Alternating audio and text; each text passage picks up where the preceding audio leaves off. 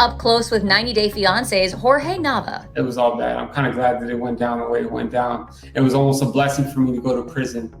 You may have seen his dramatic transformation after losing over 125 pounds during a 2-year prison sentence. But before that, fans followed Jorge and his fiancée turned wife Anfisa as they navigated a very bumpy relationship across 3 seasons of TLC's 90 Day Fiancé franchise. Jorge's 90-day journey began when he fell for the Russian model after seeing her pics on Facebook. Once they connected, Jorge put in a lot of work to keep up with Anfisa's expensive taste. Since we've been dating, I spent $70,000. Right now, she wants a Chanel purse, and it's close to $10,000. Once Anfisa moved to America to begin their 90-day courtship, she didn't shy away from revealing her expectations. More shoes, handbags, $10,000 a month, and a $45,000 wedding dress. Those demands earned her a reputation with viewers. I think a lot of Americans have this stereotype about beautiful Russian woman dating some American man just for money. But who would want to date a broke man, really? Let's be honest. As the couple continued to fight over his finances and Anfisa's hot temper, it was unclear if they were going to stay together. This is insane. I never seen such a psycho couple.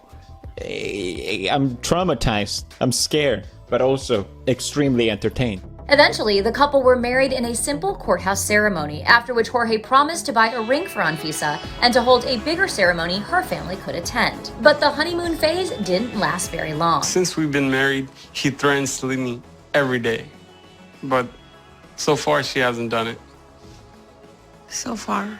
The newlyweds' love story continued to play out on the spin-off series Happily Ever After for 2 seasons. While filming in February 2018, Jorge and Anfisa's vows were put to the test when Jorge was arrested and sentenced to 2.5 years in prison for transporting nearly 300 pounds of marijuana in Arizona. During this time, fans wondered about the couple's relationship, especially since Anfisa was photographed with another man while Jorge was serving time. Now, after 2 years behind bars, Jorge is out of prison and celebrating his freedom. The 90-Day star announced his early release on social media in May and shared a photograph of himself out of his uniform and in civilian clothes. "The sky is the limit," he captioned it. E! News caught up with Jorge after his release for an exclusive interview and learns that he's ready to move on without Anfisa. I think one of the last conversations was I had asked her to come visit me or something like that. I was offering to buy her a plane ticket to come visit me, and she just said that I wasn't worth her time, so it's like, whatever.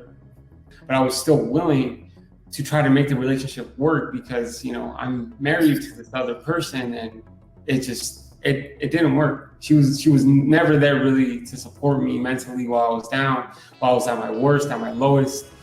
Not at one point.